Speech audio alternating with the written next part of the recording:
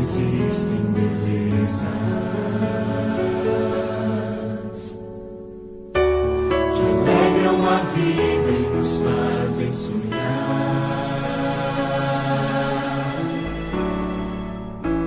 Recantos felizes da natureza, onde qualquer ser humano gostaria de estar.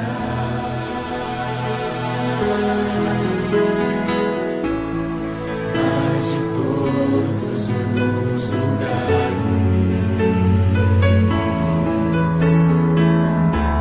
o mais bonito e inspirador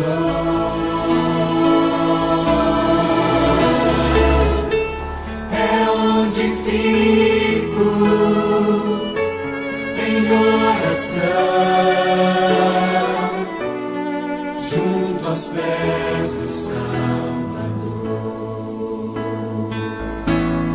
O melhor lugar do mundo é aos pés do Salvador. É ali onde a esperança traz alívio ao sofredor. É ali onde eu me encontro com a fonte do amor, o melhor lugar do mundo é aos pés do Salvador.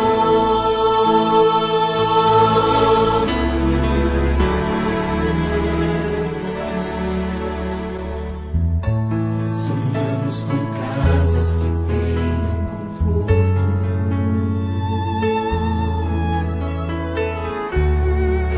numa encosta com vista pro mar. Mas as maravilhas não fazem sentido se Cristo não está no primeiro lugar.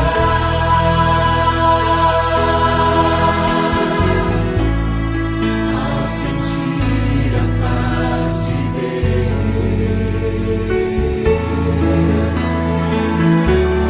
seu poder e amor profundo, eu posso estar onde for. Estou feliz por me encontrar no melhor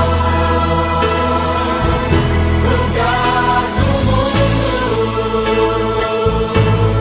O melhor lugar do mundo é aos pés do Salvador. É ali onde a esperança traz alívio ao sofredor. É ali onde eu me encontro com a fonte do amor, o melhor lugar do mundo é aos pés do Salvador. É ali onde eu me encontro com a fonte do amor, o melhor lugar do mundo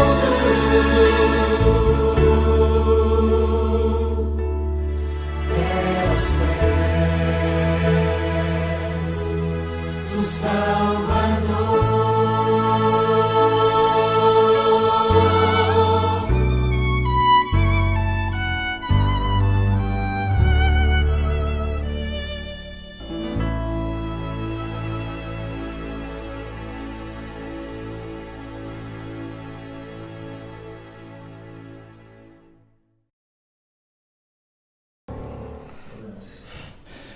Grande Deus, louvamos o Teu nome, Senhor, por esse momento tão especial que estamos vivendo. Uma saudação muito especial àqueles que nos acompanham pela internet, são muitas pessoas, você também é muito bem-vindo, embora seja de forma virtual. E é importante você lembrar que acompanhar um culto virtualmente é uma bênção, ajuda muito na nossa vida espiritual, mas não substitui a sua presença na igreja. Tá bom? Se você está aqui perto de nós, você é convidadíssimo para estar conosco aqui todos os sábados pela manhã. Se você está longe, vá à igreja mais perto de você.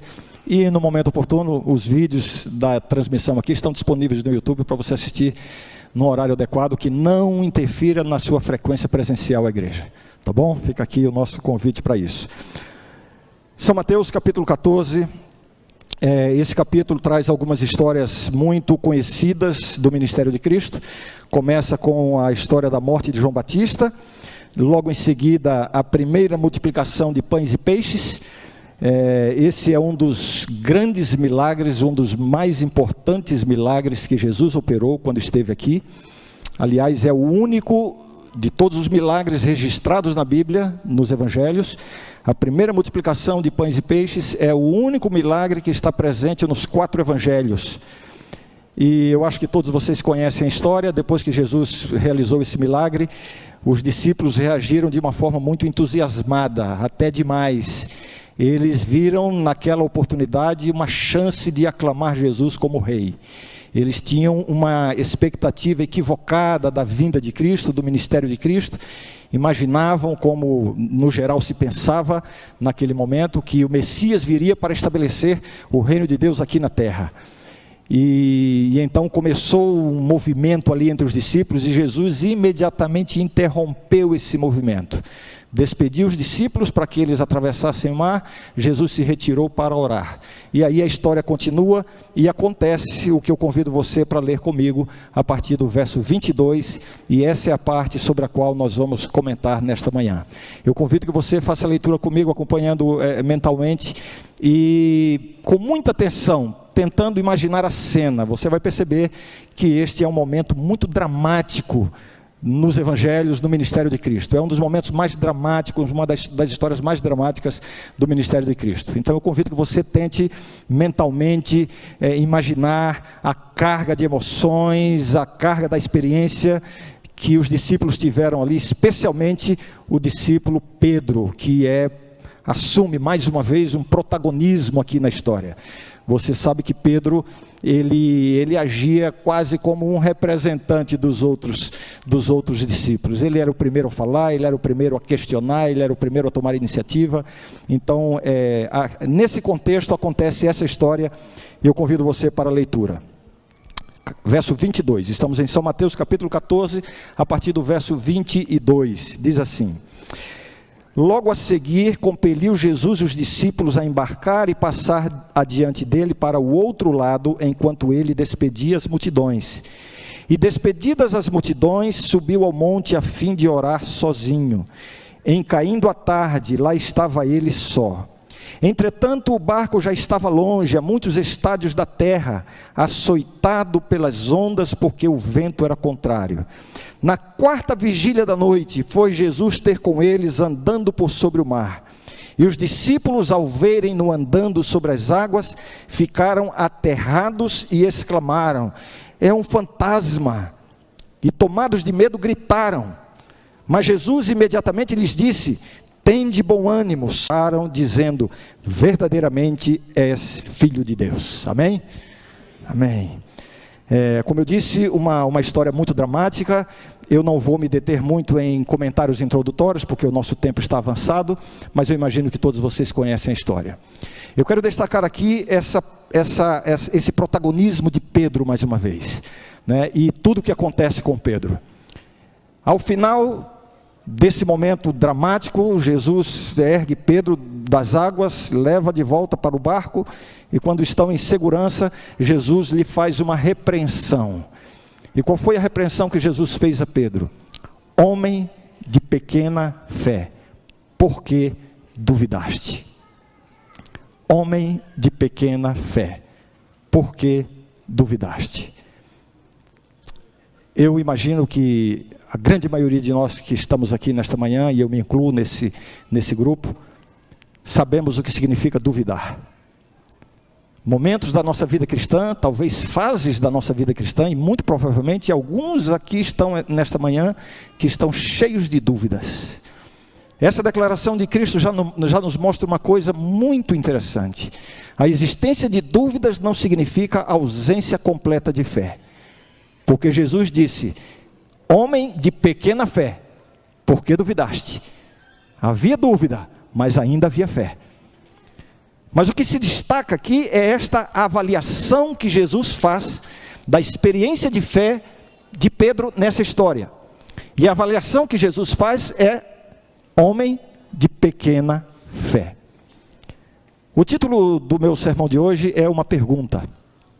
E eu faço essa pergunta para cada um de vocês nesta manhã. Qual é o tamanho da sua fé?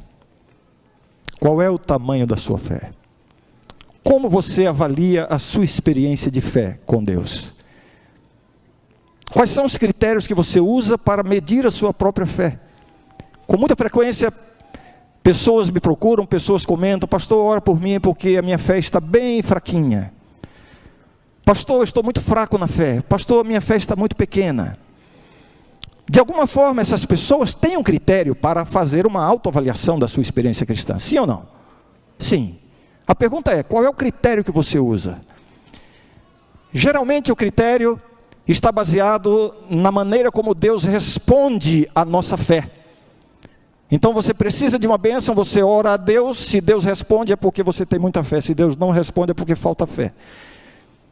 Você precisa de um milagre, você ora a Deus, se o milagre acontece, você fica feliz porque você tem muita fé. Se o milagre não acontece, você questiona a sua fé. Você está vivendo uma crise, um problema, uma dificuldade, você ora a Deus por uma solução, para que uma porta se abra, para que a crise passe, ou para que você encontre resistência. E se a resposta de Deus vem, você fica feliz porque você entende que você tem uma grande fé. Se não vem resposta, você fica preocupado, porque você imagina que a sua fé não é suficiente. E então é em circunstâncias assim que as pessoas dizem: eu estou muito fraco na fé. Algumas pessoas estão a ponto de desistir da fé. Talvez porque não estejam encontrando respostas de Deus às suas orações. Talvez porque não estão encontrando o poder necessário para vencer tentações e abandonar pecados. E a primeira sensação que vem é: a minha fé está muito pequena, a minha fé está muito fraca. A mensagem de hoje é para você que está a ponto de desistir, porque você julga que a sua fé é muito pequena. E eu repito a pergunta: qual o tamanho da sua fé?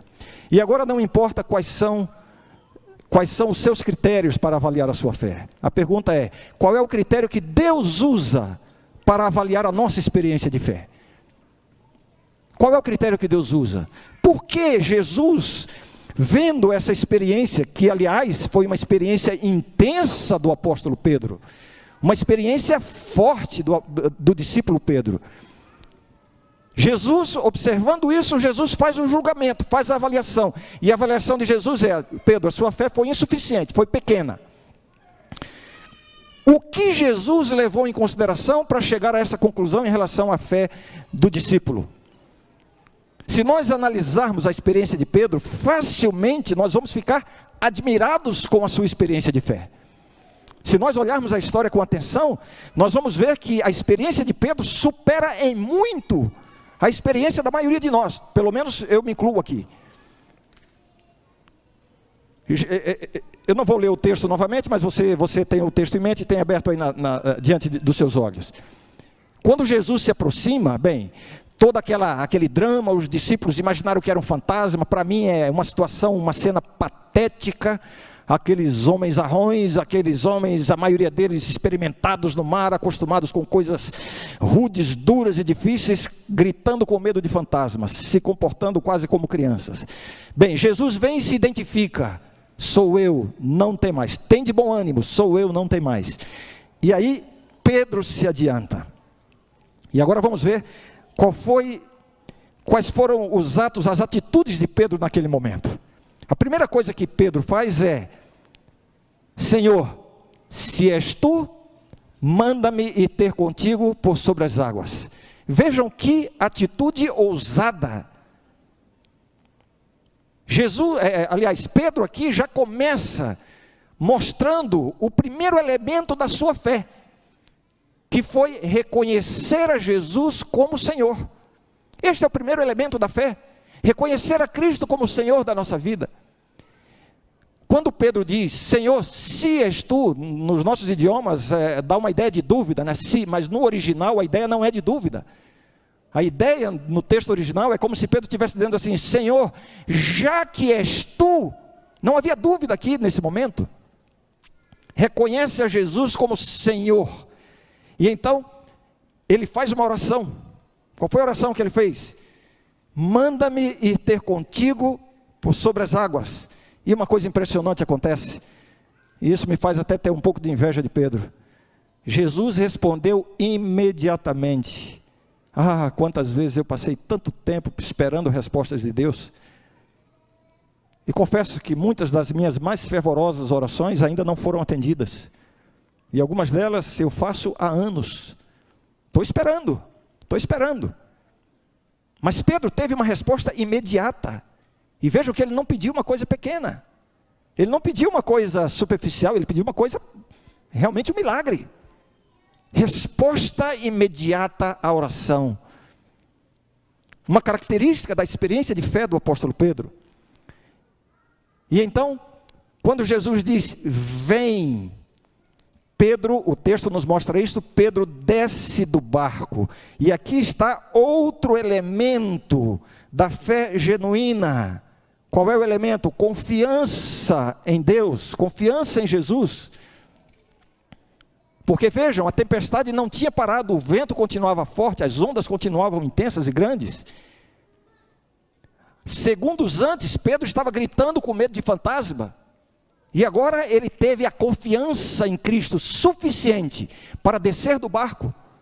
Eu não sei como é que ele desceu, se ele deu um salto, se ele colocou um pé primeiro, se ele experimentou, não sei. A verdade é que ele desceu do barco.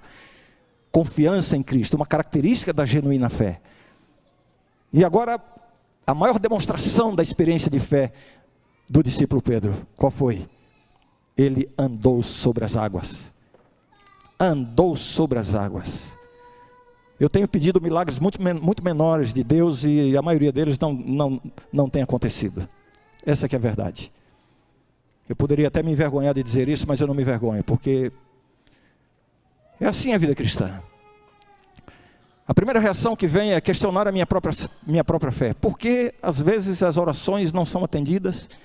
Por que às vezes os milagres que mais precisamos não acontecem? Apesar de nós demonstrarmos confiança, apesar de nós estarmos apegados a Cristo, apesar de nós continuarmos no caminho, as coisas não acontecem como nós esperamos. Eu tenho certeza que há pessoas aqui que estão vivendo exatamente esse drama na sua vida. Por que o Senhor está demorando tanto? Por que esse milagre não acontece? E como eu disse, é possível que alguns desses estejam pensando em desistir. Pedro então anda sobre o mar, anda sobre as águas. Mas aí a gente conhece a história. Ele em algum momento se ensoberbeceu, se orgulhou. Deve ter pensado assim, tinha que ser eu mesmo, os outros estão lá atrás, só eu para ter essa experiência mesmo. Em algum momento ele parou de olhar para Jesus, quem sabe para olhar para si mesmo, quem sabe para se comparar com os outros, e nesse momento que ele desviou os olhos de Cristo, o que acontece? Ele percebe o que já estava presente, não houve mudança da cena, ele percebe os ventos e as ondas. Enquanto ele estava olhando a Cristo, ele estava superando os ventos e as ondas. Quando ele desvia o olhar de Cristo, então ele percebe os ventos e as ondas que já estavam lá. Então vejam, o que nos faz caminhar sobre as águas não são as circunstâncias, é o nosso relacionamento com Cristo. E nesse momento Pedro começa a afundar, e quando ele começa a afundar ele entra em desespero. E aí ele faz a oração, como é que eu chamaria essa oração? Existem muitos tipos de oração na Bíblia, né? Essa daqui eu diria que é a oração da emergência, é a oração da urgência, ou da emergência, né? É aquela oração que não dá tempo você argumentar muito, que não dá tempo nem pedir perdão de pecados, você só diz, Senhor, me salva. Alguém aqui já fez essa oração? Eu já fiz algumas dessas. E no momento que Pedro clama, Senhor, salva-me, afundando, o que Jesus faz? Jesus estende a mão, o traz de volta, e agora essa cena extraordinária, que eu tento imaginar quantas vezes Cristo já fez isso comigo na minha vida, e você imagine também quantas vezes Jesus já fez isso, tirar você do fundo da água, do fundo do poço. Eu imagino que Jesus amparou Pedro ao seu peito, segurando firme na sua mão, talvez colocou o braço em volta do seu ombro, deu a Pedro toda a segurança, toda a firmeza. Naquele momento, Pedro, este homem bruto, este homem, duro, deve ter se sentido como uma criança inofensiva e frágil. E nessas condições, Jesus o conduz para o barco, um lugar de segurança. Então a tempestade passa, e aí Jesus lhe faz a repreensão: homem de pequena fé, por que duvidaste? Todos me ouvem bem aí atrás? Jesus primeiro salva, para depois repreender. Que isso sirva de lição para nós. Alguns de nós estão muito prontos, muito preparados, muito atentos para repreender, mas não estão tão prontos e preparados para salvar. Antes de repreender, Jesus estendeu a mão. Antes de condenar a falha de Pedro, Jesus o salvou. Este é o modelo que nós temos que seguir em nossa vida, em nosso ministério como filhos de Deus. Condenar pecados e pecadores sem antes ter estendido a mão para salvar é hipocrisia e zelo cego. Homem de pequena fé. Mas aqui eu tenho um problema. O problema é, olhando para a experiência de Pedro, eu fico impressionado com a demonstração de fé que ele fez ali. O que é que vocês acham? Primeiro, ele reconhece a Jesus como Senhor. Segundo, ele obtém uma resposta imediata à sua oração. Isso é fé. Terceiro, ele revela confiança em Cristo ao descer do barco no meio da tempestade. O que é que vocês acham disso? Que fé a deste homem! Finalmente ele alcança um grande milagre. Não é todo dia que a gente vê pessoas andando sobre as águas por aí. Que experiência de fé, que demonstração intensa, que experiência extraordinária. O que é que vocês acham? Deixa eu fazer uma pergunta rápida aqui, dos que estão presentes aqui, você que está pela internet, pode responder também. Eu pergunto, e se a sua resposta for afirmativa, levante a mão aqui. Quantos gostariam de ter uma fé assim, como essa de Pedro? Levante a mão. A maioria levantou a mão, eu não levantei a minha. Porque Jesus disse, homem de pequena fé, é essa fé que você quer ter? Hein? Foi reprovada a fé. Homem de pequena fé. Não é essa fé que eu quero ter. Então eu sugiro que da próxima vez você não levante a mão com tanto entusiasmo.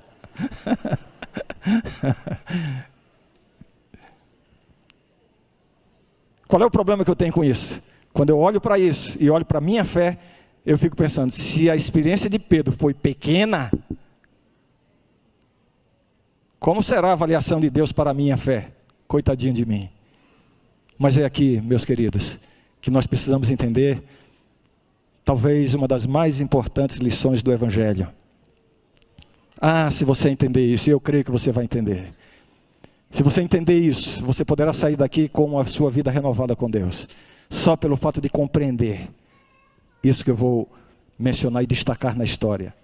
A pergunta que eu faço agora não é qual é o tamanho da sua fé. A pergunta que eu faço é a seguinte: o que é que torna a nossa fé grande aos olhos de Deus? Em outras palavras, Pedro fez toda essa demonstração extraordinária de fé, mas faltou algo. Faltou ou não faltou? Porque Jesus, com tudo isso aqui, Jesus disse, homem de pequena fé. O que faltou a Pedro? Sabe o que foi que faltou a Pedro?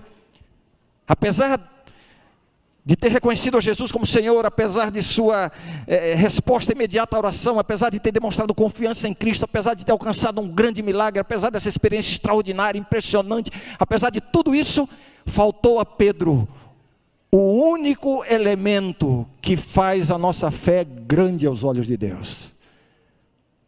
Em outras palavras, a nossa fé não é medida por Deus por simplesmente você ter Jesus como Senhor da sua vida, ou por simplesmente você alcançar respostas às suas orações, ou alcançar grandes milagres. Não é isto que torna a nossa fé grande aos olhos de Deus. Porque Pedro teve tudo isso, e apesar disso, Jesus disse, homem de pequena fé. Então, se você tem alcançado respostas às suas orações, ou quem sabe você não tem alcançado respostas às suas orações, não julgue a sua fé por esse fator. Se você não tem alcançado os grandes milagres que você mais pede, mais precisa na vida, se Deus aparentemente não está fazendo nada em relação a isso, não julgue a sua fé por causa disso. Porque Pedro teve resposta à oração, Pedro teve milagre, e apesar disso, Jesus disse, homem de pequena fé.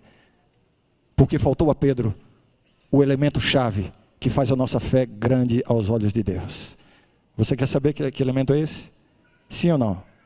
Não estou vendo vocês muito animados com isso. Então eu vou deixar para o próximo sábado, tá bom? Não? Então digo, continua pastor, vai lá. Aí, valeu, esse motivo, pregador. Isso, obrigado. Obrigado. Eu vou contar uma experiência que eu passei há muitos anos. Eu estava iniciando o meu ministério pastoral lá no Jardim Tranquilidade. Posso abrir um parênteses aqui? A irmã Rosa está aqui, não? Irmã Rosa, eu olhava aqui, mas com a máscara eu não reconhecia. A irmã Rosa foi e é uma segunda mãe para mim e para minha esposa.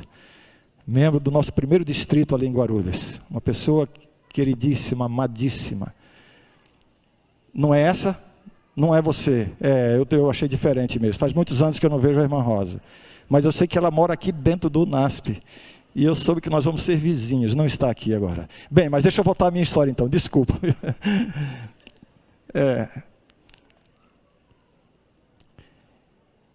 Eu acho que era meu primeiro ano de ministério. Isso no início da década de 90. Eu ganhei um computador de presente, um computador usado, que uma família me presenteou para eu usar nas minhas coisas, nos meus arquivos e tal, e eu fiquei encantado com aquilo ali. Para quem se lembra disso, os que são jovens há mais tempo, como eu aqui, se lembram que naquela época não tinha Windows, não tinha mouse, não tinha nada disso, era MS-DOS, você tinha que decorar todos os comandos, fazer tudo no teclado, e eu aprendi aquilo rapidinho, eu estava encantado, e eu comecei a colocar minhas coisas no computador, meus sermões e tal, e digitava tudo e tal. Depois de algum tempo, não me lembro, algumas semanas e tal, eu ia gravar alguma coisa, dava o comando e aparecia uma mensagem assim na tela, disco cheio, disco cheio. Eu nem sabia que dentro do computador tinha um disco. Para resumir a história, eu pedi que um amigo da igreja que conhecia bem o assunto me ajudasse com isso.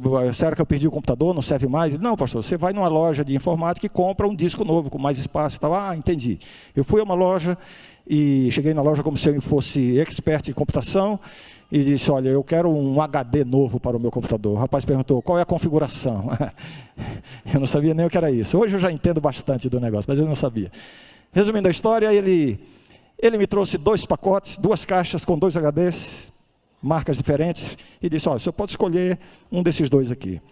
E eu tirei da caixa, olhei, e quando eu olhei para um e para outro, eu vi que eles eram iguais. Mudava a marca, a etiqueta e tal, mas era a mesma peça, peso igual. E eu olhei assim, eles são iguais, né? E o rapaz respondeu assim, depende. E eu cá comigo, né? Depende de quê? Aí eu disse, olha, me fala cada um deles aí, o que um tem e o que o outro tem para eu poder escolher. E ele começou a descrever o disco rígido, né? Olha, esse daqui funciona com tantas rotações por minuto, capacidade de armazenamento, se não me engano, era 40 megabytes. Megabytes. E eu, meu computador vai voar com isso aqui. E tal, e ele falou, e eu já pensando, é esse que eu levo, é esse que eu levo. Quando ele terminou, aí ele começou a falar do outro. Aí me chamou a atenção, sabe o quê? Que tudo que ele começou a falar do outro era igual ao primeiro. Tantas rotações, tantos megabytes em configuração, era tudo igual. Aí mais uma vez eu perguntei, eles são iguais, né? E ele respondeu, depende. E eu estava intrigado com essa resposta dele. Aí eu pensei, vou perguntar o preço e vou comprar o mais barato, porque são iguais, fazem a mesma coisa, mesma capacidade e tal, vou comprar pelo preço. Me diz o preço aí. Até imaginei que o preço pudesse ser igual também. Mas aí quando ele me deu o preço, a diferença era muito grande. Um era muito mais caro do que o outro. E eu disse, mas como é que o preço é tão diferente se eles são iguais? Não são iguais? E ele disse mais uma vez, depende. E eu disse, depende do quê? Ele deu um sorriso e disse, Senhor, deixa eu lhe explicar. Ele pegou no mais caro e disse assim, no mais barato, né? Esse daqui, se o senhor levar, nós damos uma garantia de 3 meses. Isso significa que nem o fabricante garante que ele vai funcionar bem em mais do que 3 meses. Esse outro aqui, o mais caro, O senhor tem a garantia do fabricante e da loja de 2 anos. Significa que o senhor vai usar por pelo menos 2 anos sem nenhum problema. Aí qual foi dos 2 que eu comprei? Como é que você sabe, você não estava lá? Comprei o mais caro, claro. Porque ele tinha uma coisa que o outro não tinha. E que era fundamental para o que eu precisava. O que ele tinha que o outro não tinha? Que o outro não tinha? Cada um disse uma palavra diferente aí, né? Então eu vou dizer a minha, que vai resumir tudo que vocês disseram. Ele tinha um elemento chamado durabilidade. Por causa da sua qualidade superior, por causa da sua, né? Quem sabe uma marca melhor, não me lembro que marcas eram. Mas ele tinha algo essencial, durabilidade. Agora, o que essa história tem a ver com a história de Pedro afundando no mar? Com a história de Jesus ter dito, homem de pequena fé. A pergunta que eu fiz antes de contar a história foi, o que faltou a Pedro para que a sua fé fosse considerada grande aos olhos de Deus? Ou seja, qual é o elemento que faz a nossa fé grande aos olhos de Deus? O que faltou a Pedro? Durabilidade. Toda aquela experiência tão extraordinária, reconhecer a Jesus como Senhor, confiar em Cristo, resposta imediata à oração, milagre, e todo mundo impressionado, e tudo maravilhoso, extraordinário, só que durou muito pouco. Em alguns segundos lá estava Pedro afundando. Por isso Jesus disse, homem de pequena fé.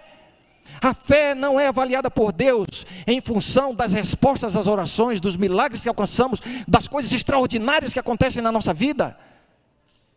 A fé é medida por sua, qual é a palavra? Durabilidade. Aí eu busquei a palavra durabilidade na Bíblia e descobri que ela não está na Bíblia. Mas eu encontrei na Bíblia outra palavra que descreve essa mesma ideia, que é a palavra perseverança. Perseverança. O que faz a sua fé grande aos olhos de Deus é a sua perseverança com Cristo. Você está me ouvindo? Está todo mundo me ouvindo aqui? O que faz a sua fé ser aprovada aos olhos de Deus não são as respostas às suas orações, os milagres, as coisas extraordinárias. Essas coisas podem existir ou podem não existir. A sua fé é medida por Deus pela sua perseverança ao lado de Cristo. Aí está o valor da fé. O que autentica a nossa fé é a perseverança com Cristo. Permanecer com Cristo. E aqui neste elemento está o valor da nossa fé.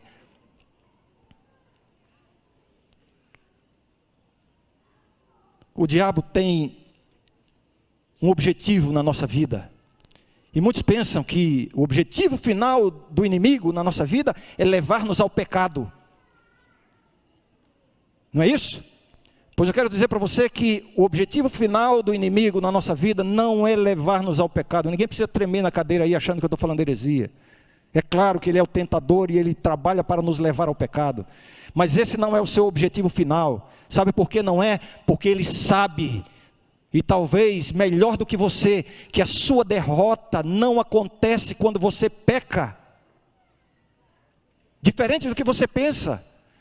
Quando você peca, aí você pensa, ah meu Deus, fui derrotado, caí de novo, eu sou um fracassado, para mim isso não funciona, estou derrotado. Derrotado coisa nenhuma. Você não é derrotado quando peca. Sabe por quê? Porque o nosso maior problema, e já vou antecipar, ninguém precisa tremer na cadeira achando que eu estou falando heresia, vou explicar aqui. O nosso maior problema não é o pecado. Não estou dizendo que o pecado não é o problema. Certamente, é o grande problema do universo nesse momento.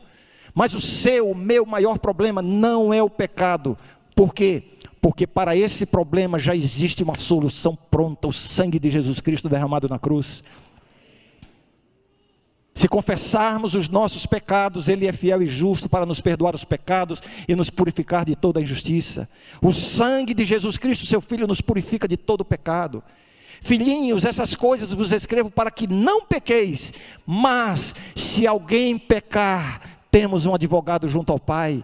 Ou seja, a sua derrota não acontece quando você peca, diferente do que você pensa. O diabo usa o pecado na sua vida, não como seu objetivo final, e sim como um meio para alcançar o seu verdadeiro objetivo. E qual é o verdadeiro objetivo? O objetivo final do inimigo na nossa vida, repito, não é levar-nos ao pecado. Ele usa a tentação e o pecado para alcançar o seu verdadeiro objetivo. E qual é o verdadeiro objetivo do inimigo? É levar você a desistir de Jesus. A sua derrota não acontece quando você peca, porque para isso tem solução imediata. A sua derrota só vai acontecer no momento em que você desiste de Jesus. E aí o diabo vem com as tentações, leva você à queda, aí você cai, você fica desesperado, para mim não tem jeito, olha eu fazendo isso de novo, Senhor, eu prometi que não ia fazer, estou fazendo de novo, eu não consigo, eu não tenho forças, eu sou um derrotado, eu sou um fracassado.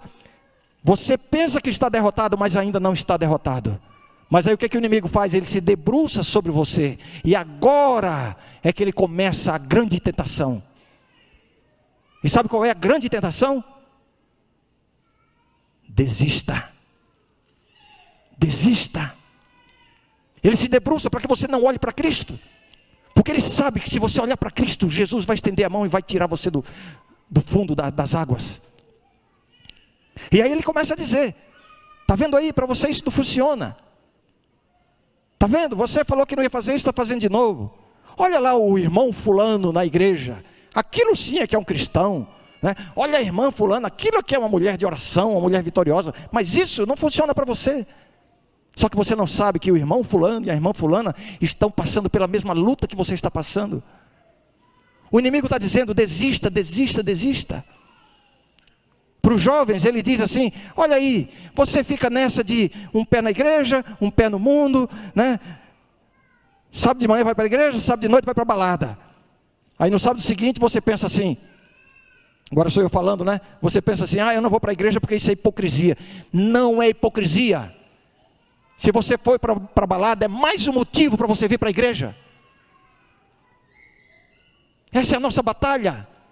É isso que o inimigo está tentando levar você a se convencer. Para você não funciona, desista, não vai, isso é hipocrisia. Você está aí, você nem aproveita a igreja e nem aproveita o mundo. Então larga logo e vai viver o mundo. Pelo menos você aproveita alguma coisa da vida. Desista, desista. Agora eu estou aqui para trazer uma mensagem de Deus para você. Você que está a ponto de desistir, você que está sendo derrotado por um pecado, por uma tentação. A mensagem de Deus, se por um lado o diabo está dizendo desista, desista, desista. Eu estou aqui para trazer um recado de Deus, o recado de Deus para você é este. Não desista de Jesus.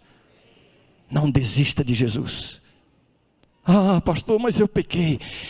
Você pecou, mas você ainda não está derrotado. Por quê? Porque você está aqui. Ou você está nos acompanhando pela internet. Significa que você ainda está buscando. Você ainda está mantendo uma conexão com Cristo. E enquanto você tiver alguma conexão com Cristo, Deus está salvando você. Eu não estou dizendo aqui, ninguém me interprete mal, ninguém aqui tem o direito de torcer minhas palavras. De dizer, o pastor está dizendo que Deus salva a pessoa vivendo em pecado. Não é isso que eu estou dizendo.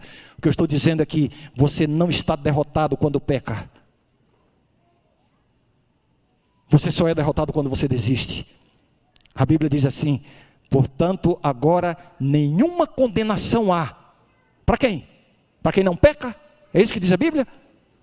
Para quem nunca resvala o pé, para quem nunca escorrega, para quem nunca falha? É isso que diz a Bíblia? Nenhuma condenação há para os que estão em Cristo Jesus. Escutei 2 améns aqui. Vou repetir, vamos lá. Nenhuma condenação há para os que estão em Cristo Jesus. Não desista de Jesus, não desista de Jesus. E você vai poder reproduzir esse meu sermão inteiro. Na hora que alguém perguntar para você assim, o que foi que o Ranieri pregou hoje? Você vai dizer assim, eu vou pregar o sermão dele inteiro. E antes que a pessoa diga assim, não, eu não tenho tempo, você vai reproduzir o meu sermão inteiro. Nesta frase, não desista de Jesus. Não desista de Jesus. Você pecou? Está doendo, está sangrando, você pode chorar, pode fazer o que você quiser, mas não desista de Jesus. Você está passando por um problema, você está passando por uma crise, você não sabe mais como enfrentar essa situação. Olha, você pode chorar, faça o que você quiser, só não faça uma coisa, não desista de Jesus, porque enquanto você está em Cristo, Deus está salvando você. Deus vai encontrar recursos, vai encontrar meios para estender a mão e tirar você. É possível que Ele faça uma repreensão, Mas as repreensões de Deus são feitas para quem Ele já salvou. Você não vai perder o céu porque pecou. Da mesma forma que ninguém ganha o céu porque deixou de pecar. Se alguém ganhar o céu, ganhá-lo-á porque tem um relacionamento com Jesus Cristo. Se alguém perder o céu, perdê-lo-á porque desistiu do seu relacionamento com Cristo. Então saia daqui nesta manhã, orando a Deus e dizendo: Senhor, eu não quero desistir. Você pode estar fraco, pode estar desanimado, você pode estar angustiado, você pode estar ferido pela tentação e pelo pecado. Mas saia daqui esta manhã dizendo: eu não vou desistir, eu não vou desistir. Vou continuar orando, vou continuar lendo a minha Bíblia, vou continuar vindo à igreja. Deus vai estender a mão e vai tirar você do fundo das águas. Chegará o momento em que as suas quedas serão superadas, suas tentações serão vencidas. Deus está salvando você. Não desista de Jesus. Não desista de Jesus. Nós vamos ouvir agora mais uma vez o quarteto cantando. Quarteto Raízes. E eu quero fazer uma oração especial aqui no final da canção do quarteto. O quarteto vai cantar e vai nos relembrar que Deus ouve, que Deus atende, que Deus nos socorre, que Deus está conosco a cada momento. Jesus não desistiu de você. Jesus não vai desistir de você. Então não desista de Jesus. Se você quer sair daqui esta manhã dizendo a Deus: Senhor, eu estou meio desanimado, eu estou meio fracassado, eu estou meio ferido por um pecado, por uma tentação, eu estou, quem sabe, abalado por esta crise, por esse problema, mas eu não quero desistir. Eu quero orar por essas pessoas hoje. Antes que o quarteto termine a sua canção, eu peço que você que quer fazer esse compromisso com Deus e buscar esse poder de Deus para não desistir, que você se coloque em pé e nós vamos orar juntos ao final.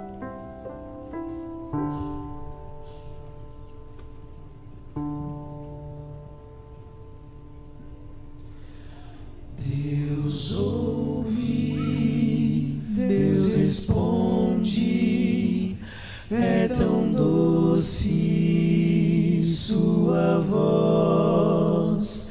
Deus cuida, Deus atende, suas mãos tocam em nós. Ele guia nossos passos, nos envolve em seus braços. Deus ouve, Deus responde, Deus cuida de nós.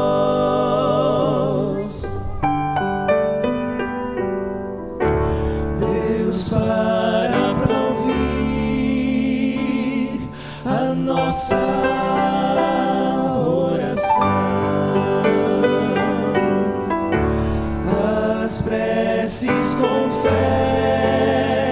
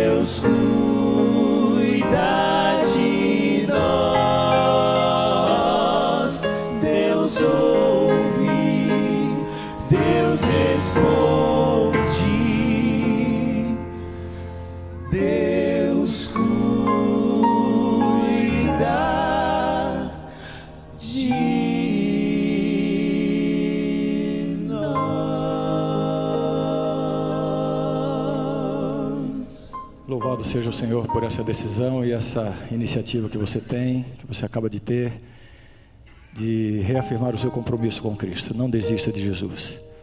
A você que nos acompanha pela internet, eu vou dar uma tarefa para você agora, vou dar uma missão para você. Você está aí agora, acompanhando essa pregação pela internet. Se você se sentiu alcançado por Deus através dessa mensagem, por favor, copie o link desse sermão e repasse para pelo menos 5 pessoas que você sabe precisam renovar a sua experiência com Deus, precisam receber essa palavra de motivação, de reconfirmação da sua experiência com Deus. Pelo menos 5 pessoas. A todos os demais que estão aqui presencialmente, você pode também fazer a mesma coisa depois que chegar em casa. Compartilhar essa mensagem. Eu falei no começo que essa talvez seja uma das mais importantes mensagens do Evangelho. A nossa salvação depende do nosso relacionamento com Cristo. Não é pecado ou ausência de pecado. Repito, não estou aqui fazendo apologia ao pecado, nem dizendo que Deus vai salvar ninguém em pecado aberto. O que eu estou dizendo é que enquanto você se mantiver conectado a Cristo, ainda que seja por um fio muito tênue, Deus está salvando você. Então não desista de Jesus. Vamos orar. Querido Deus, obrigado pela mensagem da Tua palavra. Obrigado pela ação do Teu Espírito em nossa vida. Dá-nos, Senhor, esta compreensão de que a nossa salvação depende de estarmos em Cristo, de estarmos conectados a Cristo. Não permita, Senhor, que as nossas quedas, nossos fracassos, nossos deslizes nos levem a desistir de Cristo. Pelo contrário, que sirvam, Senhor, de uma demonstração de que nós somos ainda mais necessitados de Jesus. Confirma, Senhor, a decisão que cada um está tomando agora nesse momento. Que o Teu Espírito esteja com cada um de nós, hoje e sempre. Em nome de Jesus nós te oramos. Amém. Amém.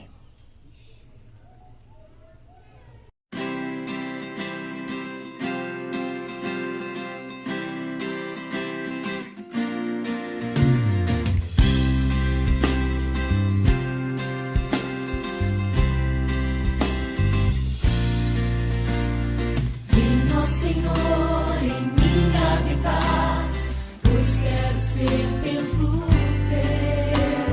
Quando eu sair deste lugar, que Jesus permaneça em mim. Permaneça em mim. Permaneça em mim. Permaneça.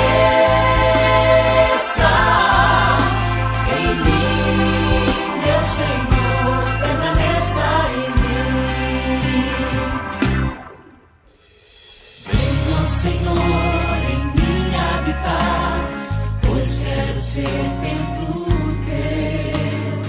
Quando eu sair deste lugar, que Jesus permaneça em mim.